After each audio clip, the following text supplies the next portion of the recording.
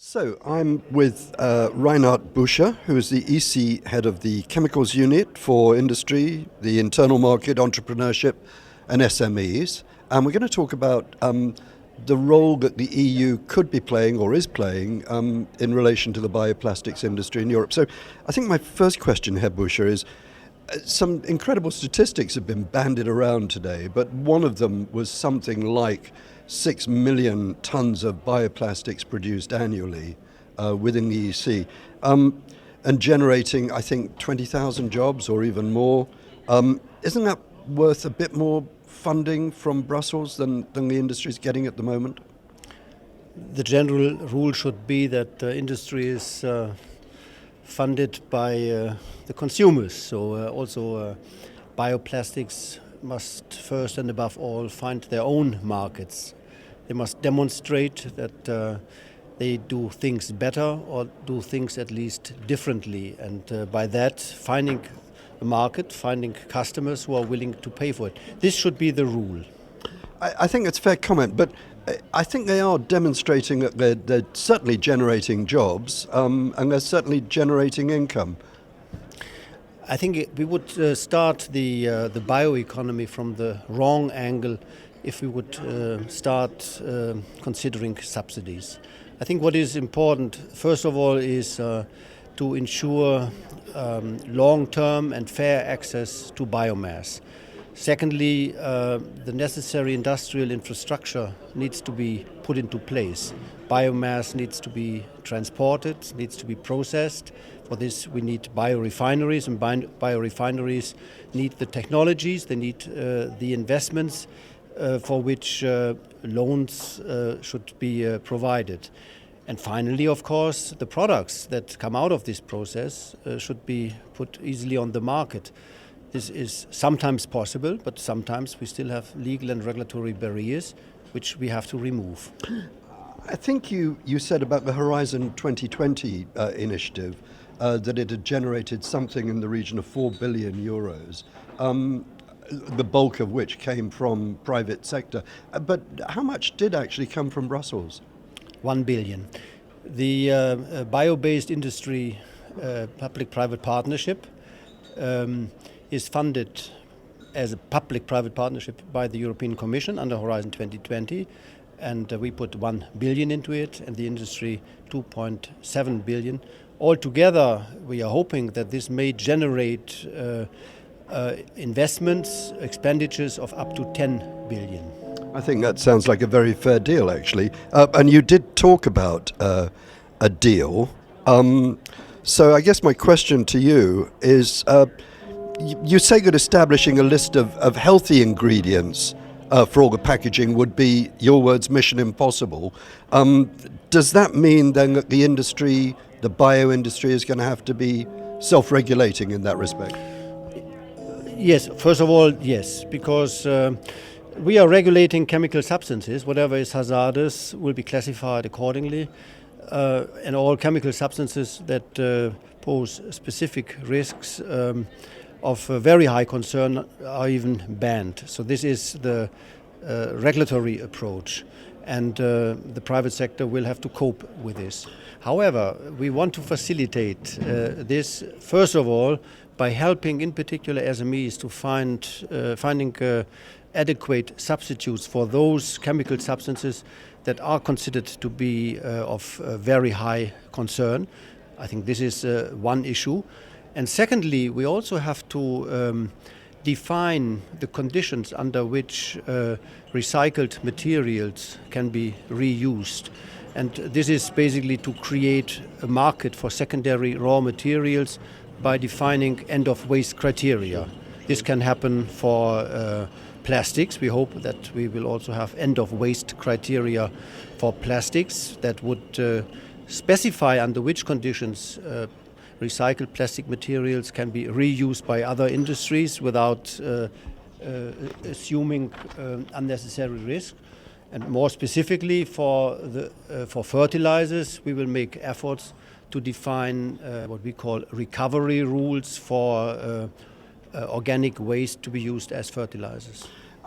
I think it was a presentation after yours, but somebody said that basically In Germany, I think we recycled somewhere in the region of 40% of plastics, but in fact only 5% of that recovered material goes back directly into the plastic waste stream.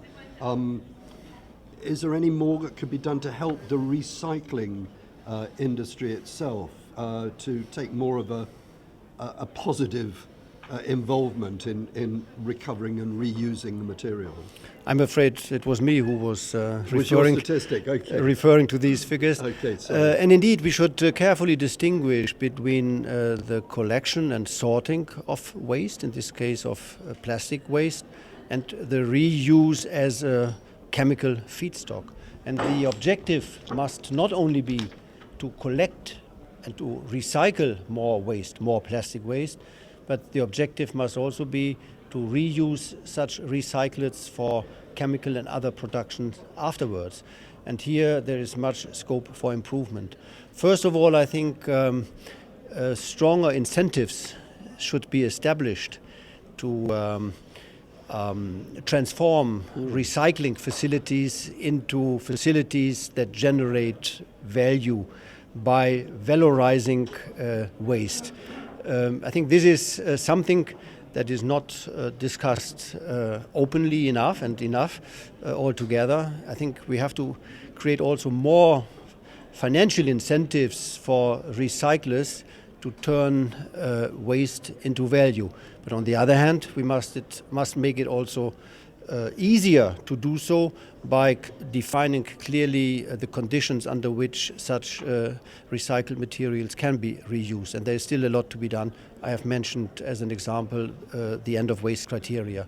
But I could add that also the shipment of waste is an issue, and many other things need to be tackled. Last but not least, I think we should learn from the best examples we find in Europe, and we should help those who are still lagging behind to catch up faster.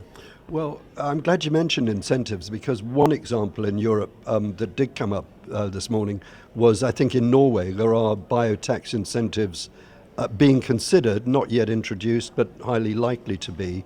Could we see something like that coming through in the broader EC? In terms of incentives, there are good and there are bad incentives. There were incentives in the past to invest in incineration and even to create overcapacities in innovation. So these bad incentives that keep materials away from recycling and for material reuse need to be reconsidered. So one part of the equation is to look at all those subsidies that may have a distortive effect. And then still another issue is whether we should also set positive incentives. Well, there are some countries in Europe that would say incineration was a form of recycling. It is a form of recycling, it is energy recovery.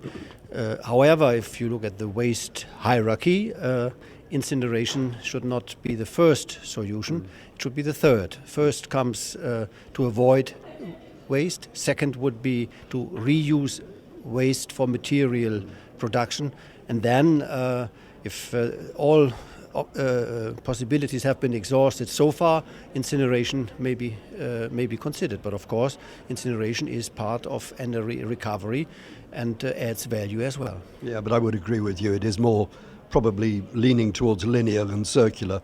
Just last question, and an interesting statistic that came up. But somebody said there is a ton of plastic waste in the ocean for every 3 ton of fish. Now, this is a problem. Does the EC perhaps have some sort of moral obligation to step in and assist with this?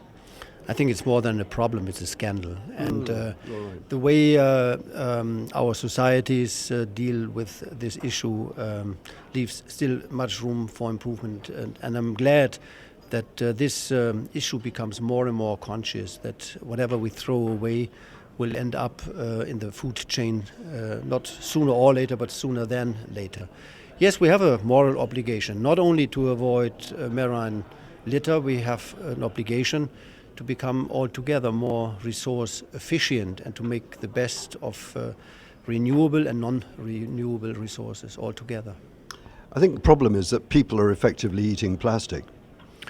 Indeed, it seems like that. And during the discussions today, I also heard from one company that the plastic films used in agriculture are decreasing the yields over time tremendously. This you can observe already in China, this you can observe in parts of Spain.